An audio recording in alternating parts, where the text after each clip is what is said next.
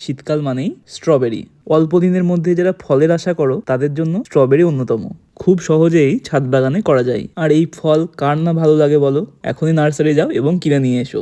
মিডিয়াতে নেব 50% ঝুরঝুরে মাটি, সাথে নেব 50% ভার্মি কম্পোস্ট।